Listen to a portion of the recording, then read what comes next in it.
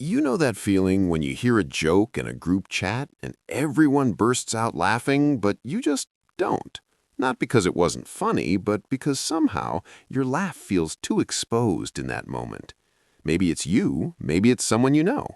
Then, later, alone in your room, the same joke hits you and suddenly you're laughing so hard the walls echo back at you.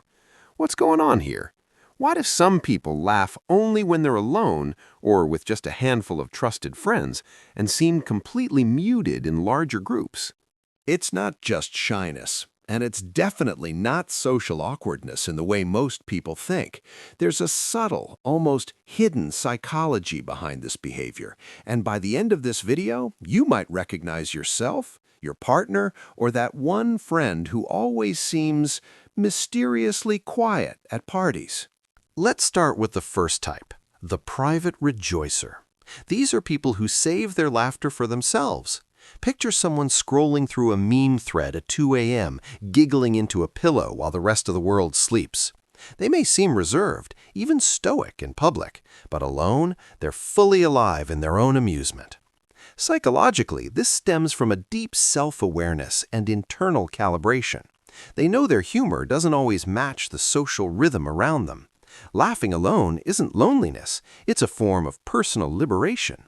If you've ever felt guilty for cracking up at a private joke that no one else got, you might be a private rejoicer. Then there's the selective social laughter type. These people are cautious with whom they express joy. Imagine being in a large gathering. Someone tells a funny story and you smile lightly but keep the laugh tucked away. Then, later, with a trusted friend, you erupt into uncontrollable laughter over the same story.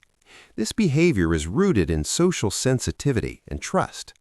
Laughter is a signal, after all. It communicates alignment, openness, vulnerability.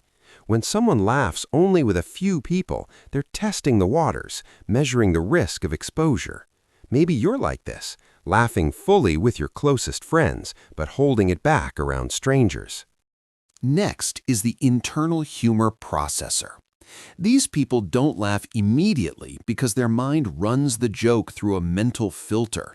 They dissect it, contextualize it, find the subtle absurdity, and only then does the laughter come, but often alone. Picture someone at a meeting, everyone chuckling at a silly pun. They smile politely, but the real laugh bubbles up hours later, replaying the nuance internally. Psychologists suggest this stems from cognitive processing differences. Some people's humor response is more reflective than reactive. If you catch yourself replaying a funny scene later and laughing uncontrollably in private, congratulations, you might be an internal humor processor. But here's the twist. There's also the socially cautious laughter type. These are people who are highly attuned to social judgment. Even if something strikes them as hilarious, they hesitate, worried that their laughter might be inappropriate, too loud, or misinterpreted. It's not fear of fun, it's awareness of context. Maybe you've noticed someone who chuckles softly when everyone else is roaring, or laughs under their breath when a group's energy feels too intense. For them, private laughter is freedom from evaluation, a space where humor is just pure, unobserved, and guilt-free. Finally, we have the emotional resonance laughter type. This is less about social caution and more about emotional depth. These people don't just laugh, they absorb, reflect, and feel it fully. Sometimes the emotional intensity of a joke, a scene, or a memory is overwhelming in a group, but alone, the laughter comes out raw and unfiltered. Think about watching a comedy clip alone, and suddenly you're laughing so hard it surprises even you. This reflects a rich internal life where humor isn't just social, it's deeply personal, intertwined with mood, memory, and subtle emotions. So, what does this mean for you? Maybe you recognize one type perfectly, or maybe you see shades of all five in yourself. It's a reminder that laughter isn't just about being funny or fitting in. It's a reflection of inner life, trust, and personal comfort. The next time you find yourself laughing alone, don't feel awkward. You're simply responding in a way that feels authentic to your internal rhythm. Which type do you see yourself in?